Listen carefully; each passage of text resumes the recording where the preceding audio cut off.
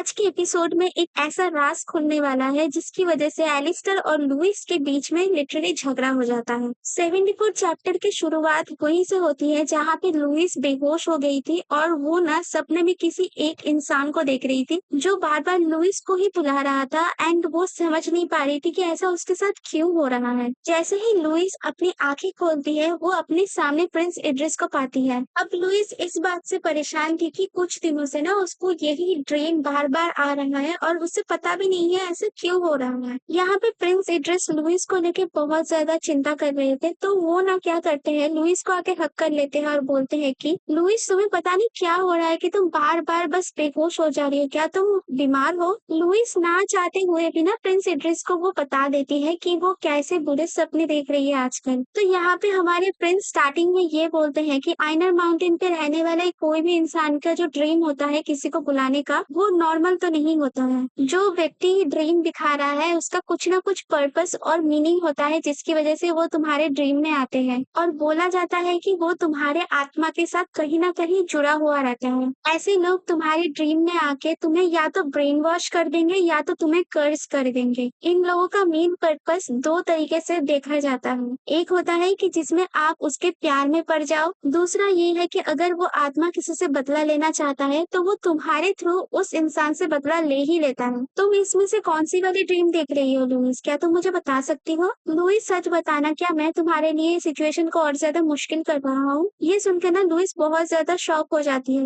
Louis Idris को comfort करते हुए ये बोलती है कि इड्रिस, क्या तुम्हें सच में फर्क नहीं पड़ता जब भी तुम मेरे पापा को या मुझे देखते हो? क्या तुम्हें अनईजी फील नहीं होता कि हमारी वजह से तुम्हारे पापा की जान चली गई? सच बात तो ये है कि मैं सबसे ज्यादा तुम्हें लेके परेशान हूँ, मुझे नहीं। असल में बात ये है कि मैंने बहुत बार इस चीज को लेके सोचा है और जैसे कि तुमने बोला कि मुझे इस चीज को लेके गिल्टी फील नहीं करना चाहिए क्योंकि ये जो भी कुछ इंसिडेंट हुआ था उसमें मेरा या तुम्हारा कोई हाथ नहीं है, ये सब पास्ट की बातें हैं। पर सच बताओ, मेरा इतना मन करता है कि मैं प्यार में सेल्फिश हो जाऊं और तुम्हारे साथ रहूं, जबकि मेरी वजह से ही तुम्हें बहुत ज्यादा तकलीफ हो रही है। प्रिंस इड्रिस, मैं तुम्हारे ऊपर गिव अप नहीं करना चाहती, तो क्या तुम मुझे थोड़ा टाइम दे सकते हो ताकि मैं अपनी फीलिंग्स को थोड़ा संभाल सकूं? प्रिंस इड्रिस सारी बात को ना अच्छे से सुनते हैं और बोलते हैं कि लुइस, एक चीज है जो मैं तुम्हें बताना चाहता हूँ। जिस दिन से मैं तुम्हें मिला हूँ उस दिन से लेके अब तक जब भी मैं तुम्हारे साथ रहता हूँ मुझे बहुत अच्छा फील होता है और मैं तुम्हारे बिना एक पल भी नहीं रह पाऊंगा, ये तो पक्की बात है। इसके बाद प्रिंस इड्रिस ना लुइस को बोलते हैं कि तुम रेस्ट करो, मैं बाद में आके तुमसे मिलता हूँ। और जैसे ही प्रिंस इड्रिस जाने लगते हैं ना, लुइस प्रिंस इड्रिस को रोकती है और बोलती है कि प्रिंस, जो आपने पहले मुझे बोला मैं भी आपको लेके वही सोचती हूँ, मैं भी आपके बिना एक पल नहीं रह सकती। ये सुन के हमारे प्रिंस इड्रिस एक सेकंड भी देर नहीं करते हैं और वो ये करते हैं और लुइस को गुड नाइट बोल के वहीं से चले जाते हैं। इसके बाद से कंटिन्यू लुइस को वही सेम ड्रीम आ रहा था, वही सेम सिचुएशन फेस करना पड़ रहा था। बट एक चीज जो डिफरेंट थी वो ये था कि जब भी वो आत्मा लुइस को छूने की कोशिश करती, लुइस उसी टाइम जग जाती और इसकी वजह से ना लुइस बहुत ज्यादा टेंशन में थी। तो फाइनली वो डिसाइड करती है वो अपने पापा को, एलिस्टर को, ये बात बताएगी। लुइस एलिस्टर से ये बताती है कि एक लाइट है जो कि मुझे अपनी ओर खींचने की कोशिश करती है। ये व्हाइट कलर की है और ग्लो करती है और हमेशा मेरे पीछे भागती रहती है। ये सुन के एलिस्टर कुछ बोलते नहीं है पर वो बहुत ज्यादा शॉक हो जाता है। एलिस्टर को कुछ ना बोलते देख के लुइस बोलती है कि क्या हम कार्डिनल को बुला ले, बट एलिस्टर ने यहाँ पे मना कर देते कि नहीं, उसे बुलाना सही नहीं होगा क्योंकि अगर कार्डिनल को यहाँ बुलाया जाए तो वो पता नहीं क्या कंक्लूजन निकालेगा, लाइक कि ये गॉड का भी हो सकता है, डेविल का भी हो सकता है और पेंगन का भी हो सकता है। तो लुइस थोड़ा सोचती है और बोलती है कि ठीक है, हमें राय से पूछना चाहिए क्योंकि वो भी तो डिवाइन बीस्ट है ना। राय ये पूरी बात सुनती है और बोलती है कि ये कोई गॉड का इशारा तो नहीं है बल्कि उससे भी खतरनाक है, क्योंकि जो तुम बोल रही हो वो सुन के मुझे ऐसा लग रहा है कि तुम्हारा कनेक्शन किसी और के साथ जुड़ चुका है। वो आत्मा इसलिए खतरनाक है क्योंकि लुइस जिस यादों को भुलाने की कोशिश कर रही है वो आत्मा उसी चीज को खोद के बाहर निकालेगी जिससे लुइस बहुत ज्यादा परेशान हो जाएगी। तो एलिस्टर ने राय से पूछते हैं कि क्या तुम हमारी मदद कर सकते हो? तो राय बोलती है कि हाँ, ऑफ कोर्स कर सकता हूँ, मैं एक डिवाइन बीस्ट हूँ। एलिस्टर यहाँ पे बहुत ज्यादा सीरियस हो जाता है और बोलते हैं कि तुम कुछ भी करो, बस मेरी बेटी को इस मुश्किल से बाहर निकालो। और यहीं पे हमारा 74 चैप्टर खत्म हो जाता है। 75 चैप्टर की शुरुआत में ही प्रिंस इड्रिस आगे आते हैं और लुइस को बोलते हैं कि लुइस, मैं तुम्हारे साथ यहीं पे रहना चाहता हूँ क्योंकि मैंने तुम्हें बार बार बेहोश होते हुए देखा है और जब भी तुम बेहोश हो जाती हो मुझे ऐसा लगता है कि तुम्हारी आत्मा मम्मा को मुझसे कोई छीन के लेके चला जा रहा है, जिसकी वजह से मैं बहुत ज़्यादा परेशान हो जाता हूँ। तो प्लीज़ जब तक तुम फिर से वापस से होश में नहीं आ जाती, मैं तुम्हारे पास ही रुकना चाहता हूँ। इससे लुइस बहुत ज़्यादा हैप्पी हो जाती है और बोलती है कि ठीक है प्रिंस इड्रिस, जब तक मैं होश में ना आऊँ, प्लीज़ मेरे साथ रहना। यहाँ पे राय इन दोनों को मतलब प्रिंस इड्रिस और एलिस्टर को बोलते हैं कि मैं रिचुअल शुरू करता हूँ, पर एक चीज़ ध्यान में रखना, जब भी लुइस इस स्टेट में होगी, तुम दोनों में से कोई भी लुइस को टच नहीं करेगा, क्योंकि अगर किसी ने भी लुइस को टच किया, तुम लोग भी उसके ड्रीम में चले जाओगे, जिसकी वजह से लुइस को प्रॉब्लम होगी। इसके बाद डिवाइन बेस्ट कुछ रिचुअल स्टार्ट करते हैं और लुइस अपनी आंखें बंद करती है और जैसे ही वो अपनी आंखें बंद करती है, लुइस को सबसे पहले दिखता है समुंदर और बड़ी-बड़ी सी लहरें। उसके बाद लुइस खुद को एक जंगल के अंदर पाती है। यहाँ पे राय लुइस को बोलती है कि क्या यही तुम्हारा ड्रीम है? लुइस बोलती है कि हाँ, और वही वो लाइट है जिसके बारे में मैं बात कर रही थी। यहाँ पे हमें एक बहुत बड़ा सा सर्कल दिखता है जहाँ से वो लाइट आ रही थी और आसपास जंगल और पहाड़ से घिरा हुआ था। लुइस और राय उस लाइट के पास जाते हैं, मतलब सर्कल के पास, जहाँ पे लुइस ना एक हल्का सा टच करती है उस लाइट को और जैसे ही लुइस उस लाइट को टच करती है ना और जैसे ही वो गेट ओपन होता है ना, लुइस का हाथ कोई पकड़ लेता है। यहाँ पे पहले लुइस बहुत ज्यादा डर जाती है, उसके बाद ना लुइस को एक इंसान का पूरा फिगर दिखता है जो कि लुइस से ये बोल रहा था कि मुझे माफ कर देना, मैं तुम्हें ऐसा जगह पे नहीं बुलाना चाहता था, पर मैं क्या करूँ, मैं इसी टावर में ही जो रहता हूँ। लुइस एक पल के लिए सोचती है टावर, इसका क्या मतलब होता है, और जैसे ही लुइस अपना सर पीछे घुमाती है, वो देखती है कि वो सच में एक टावर के ऊपर है और ये टावर बहुत ज्यादा खतरनाक था और लग रहा था कि ये टावर ना समुंदर के एकदम दूसरी साइड पे है जहाँ पे कोई आता जाता भी नहीं है। बहुत डरावना। ये बंदा लुइस को देख के ये बोल रहा था कि तुम व्हाइट ट्री हो आइनर माउंटेन की, तुम्हारा यहाँ पे स्वागत है। तुम्हें पता भी नहीं होगा कि मैं तुमसे मिलने के लिए कितने साल तक यहाँ पे बंद रहा और पेशेंसली तुम्हारा वेट करता रहा और फाइनली आज जाके मुझे तुमसे मिलने का मौका मिला है। तुम्हें पता भी नहीं होगा कि मैं कितना हैप्पी हूँ और मैं तुमसे मिलने के लिए कितना ज्यादा बेताब था। लुइस अपने मन ही मन में ये सोचती है कि ये बंदा कौन है और ये जगह कौन सी है और इस बंदे के ऊपर इतने सारे चेन क्यों लगे हुए हैं, और मेरा जितना आइडिया है यही वो जगह है जहाँ पे बेंजामिन को सजा के तौर पे रखा गया था, तो फिर वो कहाँ है। तो लुइस ना डायरेक्टली उस इंसान से पूछ ही लेती है कि तुम कौन हो और तुम क्यों मेरे ड्रीम में बार बार आके मुझे परेशान कर रहे हो। और पता नहीं ये बंदा लुइस को कंटिन्यूअसली ये बोल रहा था कि तुम व्हाइट ट्री हो आइनर माउंटेन की, जो कि आइनर माउंटेन की सबसे पहली ट्री है और मैं लास्ट ड्यूरेट हूँ आइनर माउंटेन का।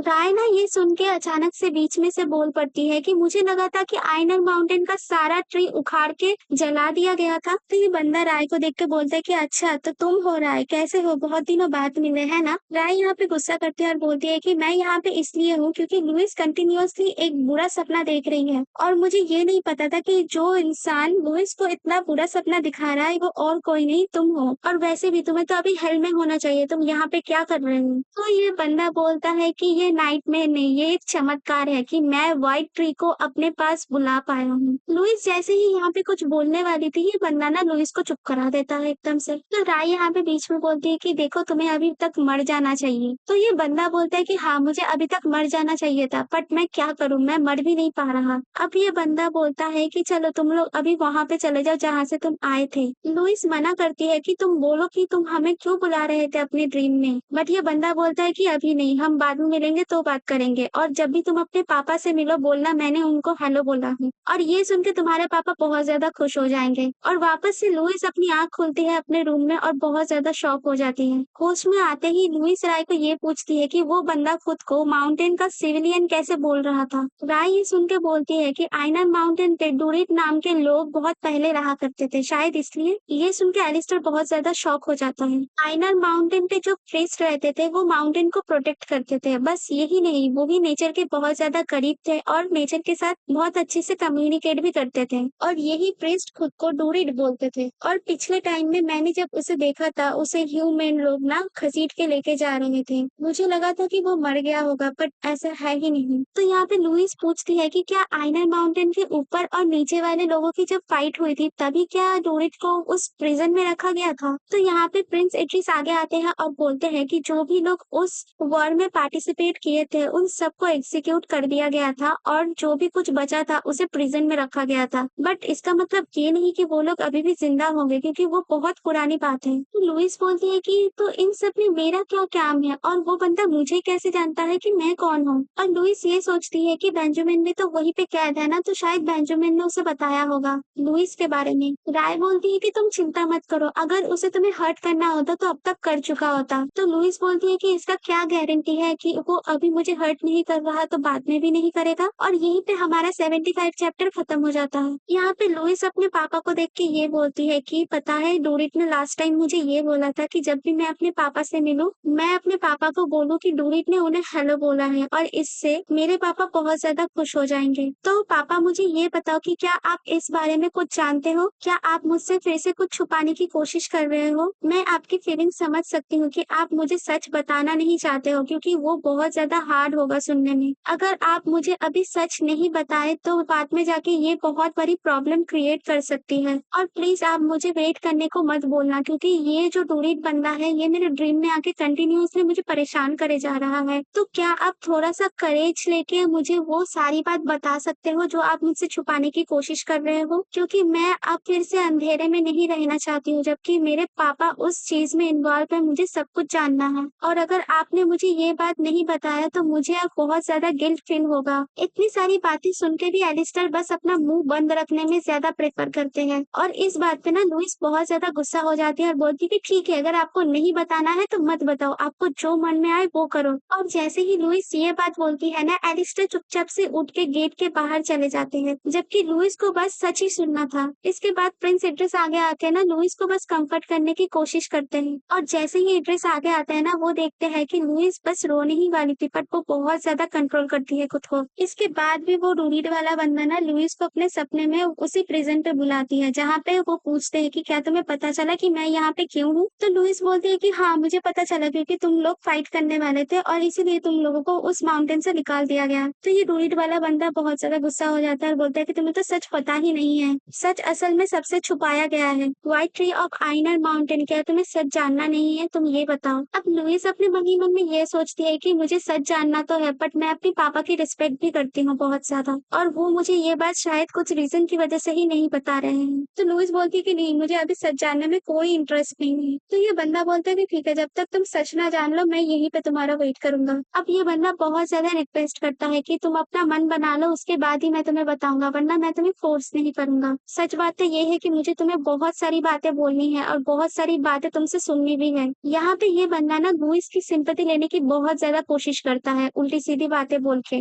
बट लुइस खुद को संभालती है और बोलती है कि मुझे अपनी दुनिया में वापस भेजो क्योंकि मुझे अभी यहाँ पे नहीं रहना। ये डोरिट वाला बंदा बोलता है कि मैं तुम्हें वापस भेजना तो नहीं चाहता क्योंकि मैं बहुत सालों से तुम्हारा वेट कर रहा था मेरे व्हाइट ट्री। लुइस पूछती है कि ऐसा क्या है जिसकी वजह से तुम इतना गंदे तरीके से रिवेंज लेना चाहते हो? तो ये डोरिट बोलता है कि मैं तुम्हें बाद में बताऊंगा, अभी तुम अपने दुनिया में वापस जाओ। और जैसे ही लुइस अपनी दुनिया में वापस आती है, प्रिंस इड्रिस अभी भी उसके साथ ही थे और लुइस जैसे ही वापस आती है ना वो हर एक बात और हर एक वर्ड को एक पेपर में नोट करके रख देती है और इस काम में प्रिंस इड्रिस लुइस की बहुत ज्यादा मदद करते हैं। एक पल के लिए लुइस के साइड छोड़ के वो जाते नहीं है। लुइस कुछ ऐसे ऐसे पॉइंट नोट करती है जो कि बहुत ज्यादा इम्पोर्टेंट है। पहला, प्रिंस इड्रिस के पापा उस डोरिट वाले इंसान के साथ जुड़ गए थे। इसके बाद एलिस्टर के उन दोनों के साथ फाइट, जो भी हार गया उन सबको मार दिया गया और जो बच गया उन सबकी मेमोरी से इन लोगों की यादें मिटा दी गई। उनमें से बस एक ही बंदा बच गया जो मुझे बार बार अपने ड्रीम में उस समुंदर पार तक बुला सकता है और उसकी कुछ विश है जिसकी वजह से वो अभी तक जिंदा है और अपनी विश पूरी करने के लिए वो कुछ भी कर सकता है। यहाँ पे प्रिंस इड्रिस आते हैं और बोलते हैं कि लुइस तुम इतना ज्यादा टेंशन मत लो, तुम खुद को हार्म कर रही हो जो कि मुझे बिल्कुल पसंद नहीं आ रहा है। अब लुइस का ऐसा हालत देख के ना प्रिंस इड्रिस लिटरली रोने लग जाते हैं और प्रिंस इड्रिस को देख के लुइस भी रोने लग जाती है। अब लुइस प्रिंस इड्रिस को हक कर लेती है और बोलती है प्रिंस आप मत रो क्योंकि आप ही मेरी ताकत हो अभी। और 76 चैप्टर के एंड में हमें ये दिखाया जाता है कि कुछ तो इंटरेस्टिंग होने वाला है नेक्स्ट चैप्टर में। थैंक यू सो मच मेरी पूरी वीडियो देखने के लिए। मिलते हैं हमारे नेक्स्ट वीडियो में।